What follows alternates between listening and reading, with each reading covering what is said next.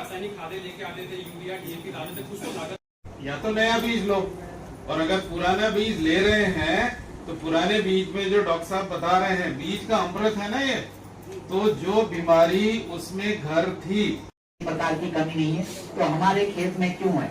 यानी कि हमने हरित क्रांति के बाद अपना डीएपी यूरिया डाल के ये अपनी जो जमीन है उसको खराब कर दिया।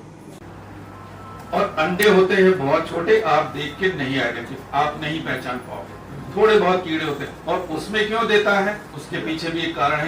एक कितना आप लोग अपने आप को इस चीज में आगे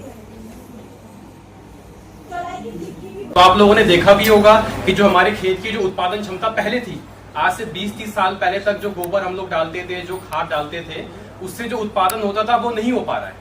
मानते नहीं मानते इस चीज को? कोई एक जन मुझे पहले खड़े होकर बताइए कि प्राकृतिक खेती जो अभी सर ने बताया उसके बारे में किसी को कुछ पता चला कि क्या है प्राकृतिक खेती? बीज आवरण, ठीक है। तो हम ये कहानी आपको पता है तो हम आगे को चलते हैं। क्योंकि मैं पादप सुरक्षा से हूँ, तो पौधों की सुरक्षा किस चीज से होनी है? किस चीज से होनी है पौधों की सुरक्षा? हाँ, कीड़ों से और रोगों से। कि एक कीड़ा लग गया, आप आगे मैडम पूरी फसल खराब हो गई है कि कोई दवाई दे दीजिए। कोई ऐसी दवाई है ही नहीं इस खेती में कि आप उस समय छिड़के और वो कीड़े। अब ये कहेंगे कि प्राकृतिक अस्त्रों का क्या महत्व है, तो क्यों डालने चाहिए? एक तो क्या कि वो रोग कीड़ों से आपके पौधों की सुरक्षा करेंगे, ठीक है। पता बढ़ने के क्या फायदे हैं, झरमोरे के क्या फायदे हैं और चौड़ाई के क्या फायदे हैं। आप त्योहारों में जब भी होंगे तो हम लोग खरीदते हैं। यदि आपके आज भी तैयार होते तो आप हमसे संपर्क करते, हम आज इसकी जगह आपके बंटवा देते।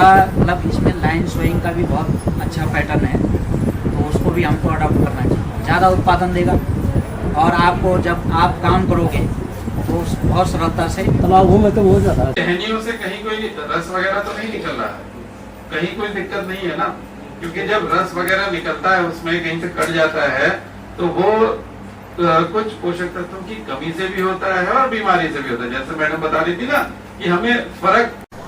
प्राकृतिक खेती, अभी हम जैविक खेती से आगे की ओर बढ़ने की कोशिश कर रहे हैं। जैविक खेती में हम लोग कई हद तक जो है बाज़ार पर निर्भर रहते हैं। अभी प्राकृतिक खेती में नया कॉन्सेप्ट है कि हमको बाज़ार पर पूरी निर्भरता ख़त्म करनी है किसान की। ये करेंगे और प्रकृति के साथ खेती करेंगे। जिस प्रकार से हम जंगलों में देखते हैं कि पौधा स्वस्थ रहता है, वहाँ की मिट्टी में किसी भी पोषक तत्वों की कमी नहीं रहती है, वही मानक हमको अपने खेत में निर्धारित करने हैं, उन्हीं को अपनाना है।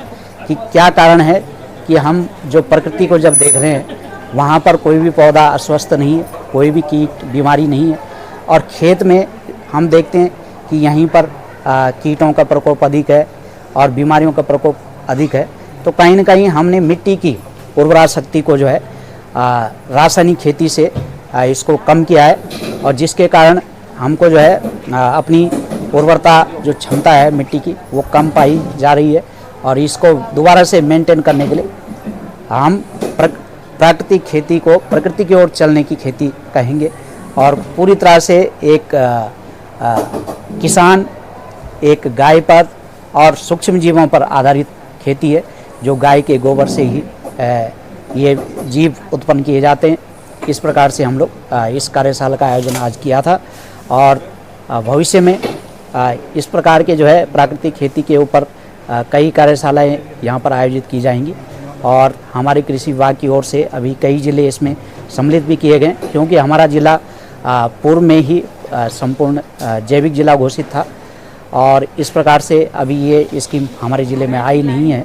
लेकिन क्योंकि जैविक खेती में जो है लागत कहीं कम नहीं हो पा रही है, तो कहीं ना कहीं अब सरकार का फोकस है कि हम इसको जो है सभी जनपदों में इसको अप्लाई करें। मेरा नाम नेहा देवी है और मेरे गांव का नाम फलासी है। आज हम यहाँ विकास भवन रुद्रप्रयाग में आए हैं, सभी समूह की महिलाएं, और हमने यहाँ पर बहुत अच्छी अच्छी बातें सीखी है, जो कृषि के जैसे जीवामृत तो पेड़ पौधों के लिए या फसल के लिए बहुत अच्छी प्रोडक्ट है, और बहुत सरल विधि से इन्होंने मैम लोग और सर लोगों ने हमें बताया है। और हम चाहते हैं कि हम कुछ पेड़ पौधों के लिए भी दवाई के लिए बताया है जी। हमें वेदिका मैम ने, डॉक्टर वेदिका मैम ने चौलाई के लड्डू और बर्फ़ी, कुछ मिठाइयाँ और झंगोरे की बहुत सारी खाने की सामग्री बताई है और बहुत सरल विधि से मैम ने हमें बताई है। और हम मैम से यही चाहते हैं कि मैम हमारे गांव में आकर या हम वहां जागधार में जाकर ये सब सीखें।